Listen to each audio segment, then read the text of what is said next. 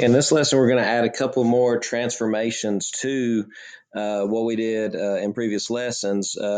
Previous lessons, we simply stretched, compressed, changed the period, changed the amplitude. In this lesson, we're actually going to translate the graph as well. We're going to talk about phase shifts and vertical shifts. And just a quick reminder, when you have a function like y equals x squared, if you change that into y equals, let's do an x minus 3 squared plus 4. If something's on the inside, which by the way, pluses and minuses, if you don't remember, shifts it, moves it left, right, up, down. If you have a minus or a plus inside with the x, it's going to move it left and right. If you have a minus or plus outside of the function like this plus 4, it's going to move it up and down. The minus 3 does backwards what you would think. It would move it right 3 since it's a minus. The plus 4 on the outside does exactly what it says it's going to do. It's going to move it up 4. If it was a minus, it would move it down 4. So inside is opposite, outside is exact. So let's apply that to what we're doing here. It says, like other functions, trigonometric functions can be translated. First off, horizontal shifts. And you see the basic forms over here. Now, when something's on the inside with that x, or in this case, theta value, if it's a positive h, it's going to shift it left, and a negative is going to shift it right. So again, opposite from what we know. So here we see a couple of examples. Notice that you have a minus pi inside of here, so that's going to shift your entire function pi units to the right. Again, pi because of the number, and then right because of the minus. The plus pi over 4 is going to shift pi over 4 units now to the left because of the plus sign. Now, when you're dealing with vertical shifts, it does exactly what it says. And notice your plus k's on the end. The pluses and minuses, that's what's going to shift it up and down. So a plus k is going to shift up. A minus k is going to shift down just like it says, such as if you have y equals tangent of theta plus 2, it's going to shift it 2 units up because it's a plus. Cosine of theta minus 4 would be 4 units down because it's a minus. So putting it all together. From previous lessons, we're able to tell the amplitude, and I'm going to abbreviate this by AMP. We can tell the amplitude by looking at the number out front. This value right here, our B value, is going to change our period. And just a quick reminder, and like I said, normally you can think of this as all being in parentheses. We're finding the sign of all this stuff. So make sure when you're looking for the period, if we're dealing with sine, period's normally 2 pi, cosine, period's 2 pi. When you're dealing with tangent, it's pi or 180. So in order to actually find the period, you're going to reciprocate this value and multiply by the reciprocal. And then you have what we know as a phase shift. And all a phase shift is a horizontal translation. If it's a minus, it moves it right. If it's a plus, it moves it left. And then you have this plus k on the end that is a vertical shift. So shifting a graph vertically will create a new horizontal axis. And notice here we have what's called the midline. And that's what that new horizontal axis is called. It's simply called a midline. And what we mean by that is if you've got y equals sine of theta, that middle point there, or middle line that we were talking about, normally it's, since it's a horizontal line, normally that equation is y equals 0. But if you shift that graph up, however much you shift it up, that's going to be the new midline of that graph, okay? And we can use that midline to determine where that graph is going to be located. And it says this is the reference line to which the graph oscillates. So it's going to oscillate according to that line being in the middle. The equation for this midline, now since we moved it up, it was normally at y equals 0 was right there in the middle. But if we ever move it up 4 units, then whatever that value is, that's going to be your new midline. So in this case of this top graph, y equals 4, that's your new midline. Okay, now let's work some problems involving transformations. And what we're looking for here is lots of information. We're looking for amplitudes, periods, phase shifts, vertical shifts, and that new midline. So the amplitude and period, that's going to be old material. Amplitude can be found by the value out front. Again, a sine curve normally has an amplitude of 1. However, if you have a vertical, if you're got a vertical, in this case, it's compression. What used to be 1, if when you multiply it by 1/2, your new amplitude is going to be that 1/2. Or again, we said we can just take that value. That is your amplitude if you take the absolute value. Now, on the inside, 3 theta minus 5. I really don't like the way that they wrote this because what they intended is for the 3 theta to be on the inside, and you're only finding the sine of 3 theta, and then that minus 5 is attached to the outside. So the period is going to be affected by this 3. The period for sine is normally 360. However, you're going to multiply that by the reciprocal of that, and the period of this function is going to be 120 degrees. Or again, you can do 2 pi and multiply it by 1/3, and that's going to be 2 pi over 3 would be the period. The phase shift is how far left or right, and notice that on the inside there's no plus or minus signs, so therefore there is not one. You could put NA if you would like to, not applicable. The vertical shift is anything being added or subtracted to the end. It does exactly what it says it's going to do. It's going to move it down 5. And since your midline is normally, again, at y equals 0, once you move it down 5, your midline is now at y equals -5. Okay, number 2. Have a tangent function, so amplitude, not applicable because a tangent graph does not have an amplitude. Period of tangent is normally 180 degrees. And if there was a number being multiplied inside here, sorry about that. If there's a number being multiplied, and again, I like to put all of that in parentheses. It just looks better. The number being multiplied is what's going to stretch and compress. So this 2, we've got to reciprocate it, and we're going to multiply that by 1/2 instead of 2. So our period is now 90 degrees. Or we can take pi, multiply it by 1/2, which would be pi over 2, which is the same thing as 90. Our phase shift is how far left or right we shift inside here. That's going to be left. Since it is a positive, we're going to move it left 2 pi, which is 360 degrees. And then finally, the +1 on the outside is going to move it up 1, which means our midline, which used to be at y equals 0, is now at y equals 1. The next one, and now we're actually going to be talking about the graphs of these things as well. So number 3, we have y equals sine of 2. And again, we're finding the sine of every bit of this, so I'd rather have that in parentheses. The sine of 2, parentheses, theta plus pi over 2. Notice there's nothing on the outside, so this graph will have an amplitude of 1. Nothing's being multiplied. The period is normally 360. This will change that. We got to multiply our 360 by 1/2, and that'll give us a period of 180 or pi. Our phase shift is how far left or right inside here. Since it's a positive, it's going to move it left. And we can treat pi over 2 as a degree measure if you'd like to, and write it as 90 degrees or pi over 2. It doesn't matter. Vertical shift, if there's a number out here being added or subtracted, it'll move it up or down. There's not one, so our midline stays the same, y equals 0.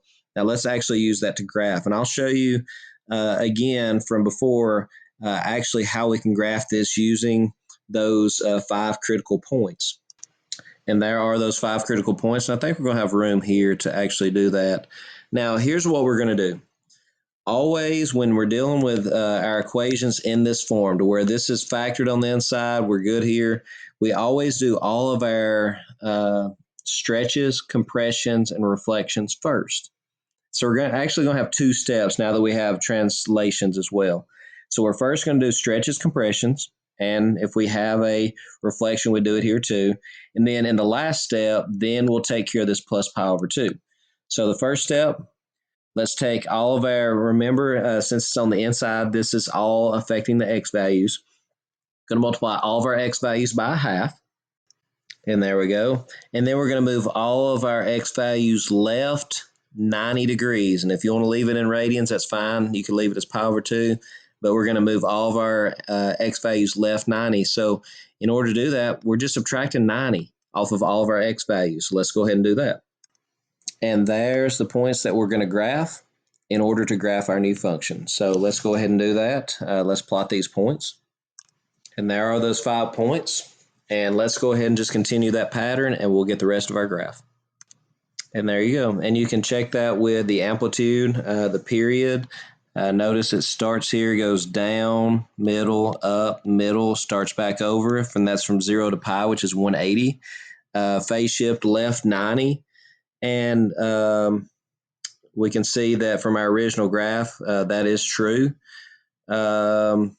No phase vertical shift, no midline moves, so that's the problem. Next up, number 4, y equals 1/2 tan of theta minus 3. So when we're talking about the amplitude, let me go ahead and zoom out so we can see them both. Since we're talking about tangent, tangent does not have an amplitude. The period of tangent is normally, and let me say this, that this is the part again that's inside of parentheses, the minus 3 is on the outside.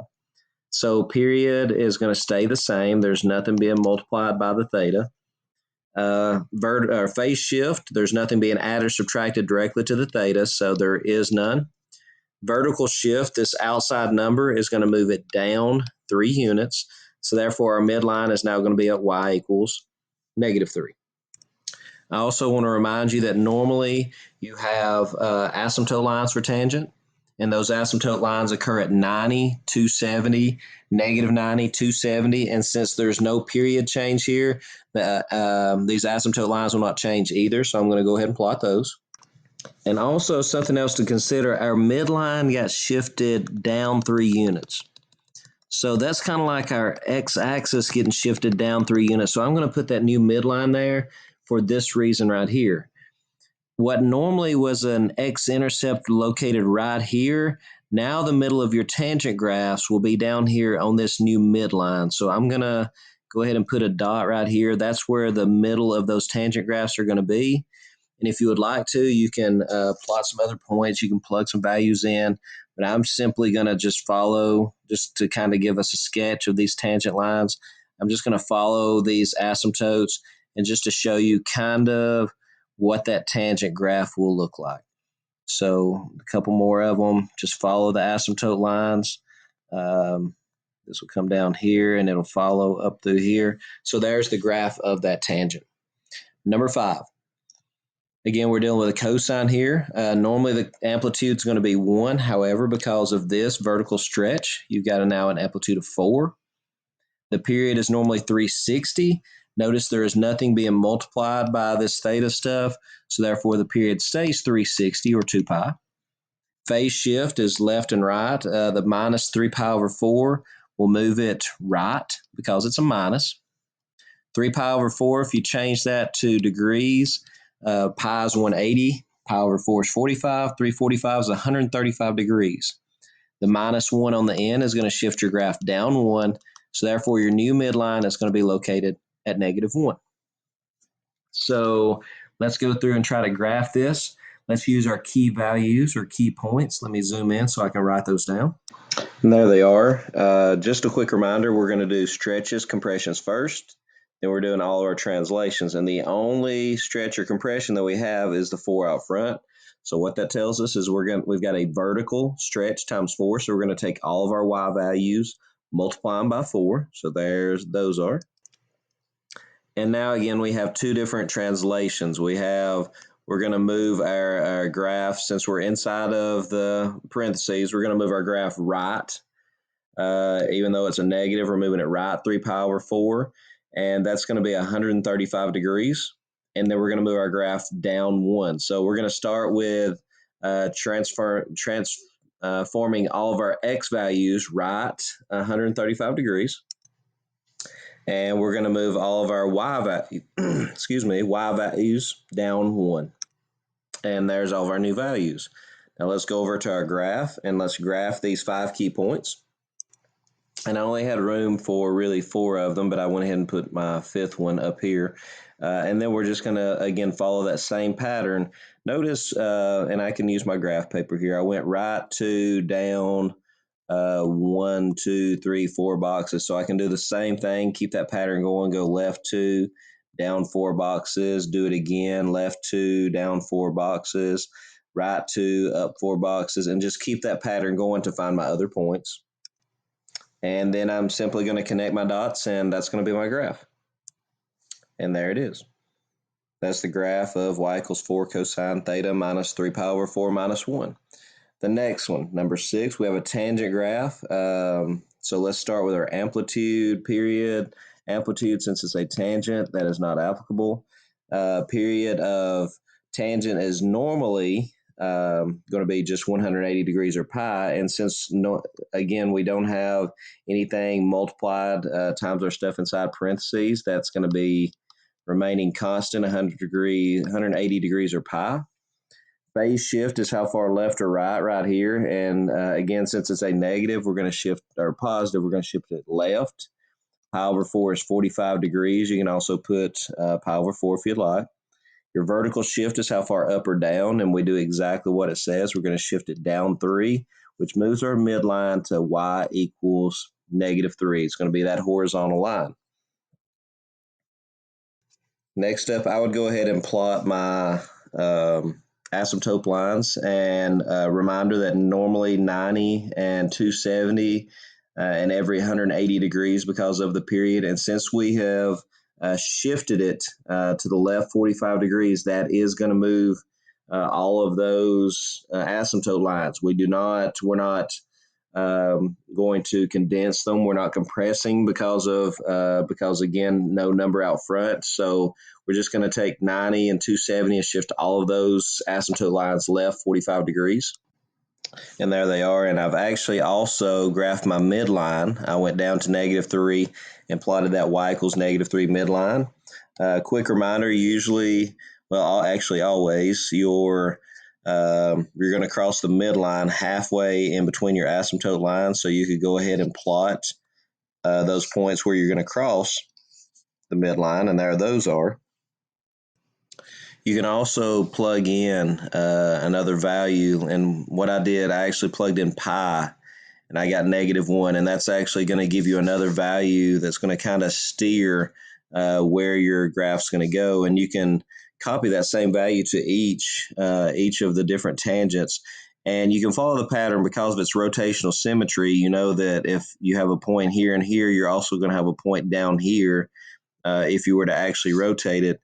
That kind of tells you where that graph is going to go. So connecting our dots, we're now going to should have a picture of what our graph should look like.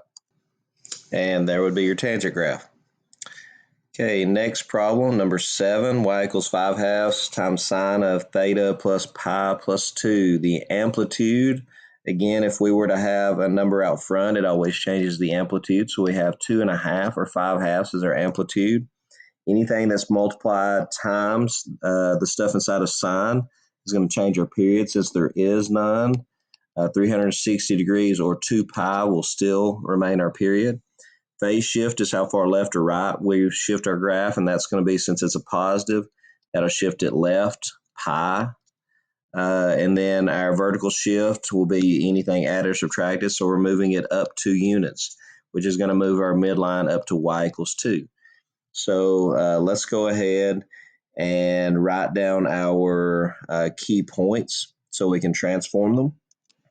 And there they are. And just again, a reminder that we are always going to do our stretches and reflections, or stretches, compressions, and all reflections first. So this tells me I'm going to take my y value. Again, anything on the inside is our x value. Anything on the outside applies to our y value. So we're going to take all of our y values.